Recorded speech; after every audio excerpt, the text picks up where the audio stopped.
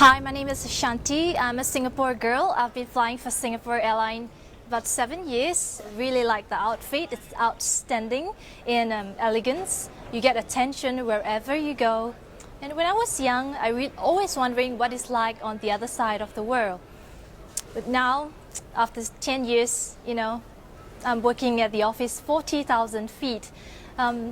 Flying also make me continue to improve myself in every aspect of life. And I'm now actually doing my part-time degree in mass communications during my off days, and really proud that I get the chance to improve myself and pursue my dreams.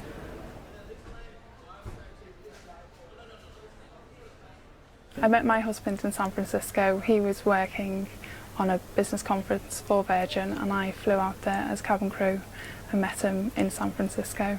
My husband and I have a daughter, which is brilliant because the perks of the job means we get to fly to different destinations on our holidays. She's very lucky. She's nearly 2 and she's been to about 5 destinations already, so which is brilliant. It's the best perks of the job, really.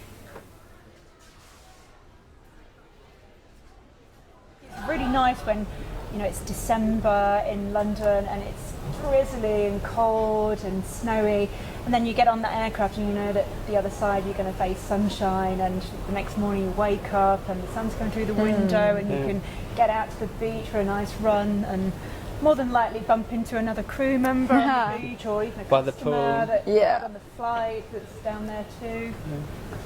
LA is my favourite destination by far. I love the sunshine and going for a run down Santa Monica and Venice. It's great, and meeting up with the crew and going for lunch, having a glass of wine and going to our favourite restaurants. You get to meet some fantastic crew, fantastic passengers. Now and again you get the odd snotty passenger that comes in and out. Worst flights, I'd have to say, can be the nieces, because you get all the little kids running about. The adults are fine, but the little kids you get running up and down, and the parents, the nannies can't control them. Most popular name you hear on them sort of flights is Phoenix or Arizona. Why you'd call your kids that, I don't know, but it's funny to hear the mum shouting from the front, "Phoenix, come here," or Arizona, and you're looking around,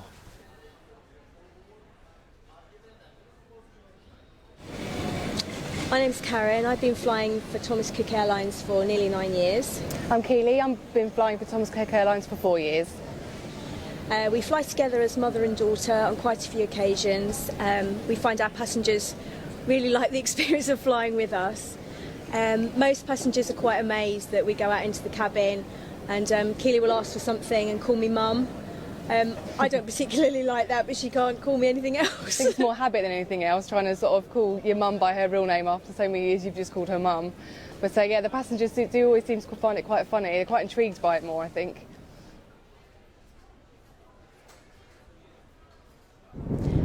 I was part of a team that brought the Paralympians back from Beijing, from the Olympic Games back in 2008. It was an amazing flight, an amazing experience that will never be repeated. I can honestly say that the whole atmosphere on board was electric, just watching them in full celebration of what they've achieved. We got a call from one of my colleagues at the back that a customer was very ill, and from the way the gentleman looked, it was quite clear that he was on his way out. In the small confines of the galley area, we started to work on the gentleman, doing some manual CPR, so massaging his heart, blowing air into his lungs, and at the same time I was attaching a defibrillator.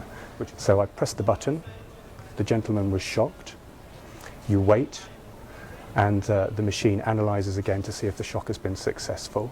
It hadn't been, so we commenced a minute of CPR, and I knew instantly that happened, that we got the gentleman back, because he went from being absolutely grey to being pink.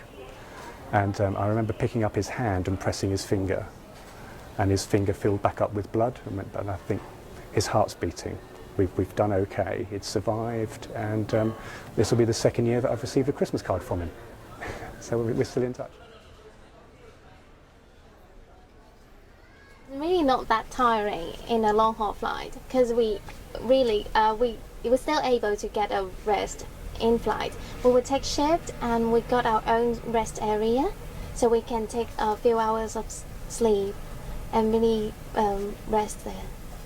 Most of the people are asking us, like, how can you manage that for 12 hours? You don't sleep, you just walk around, and we just tell them we do get sleep as well. Like half of the crew are sleeping, and then the other half are like patrolling the cabin and everything. So they find it really like exciting as well. They don't imagine that you get some rest as well in flight.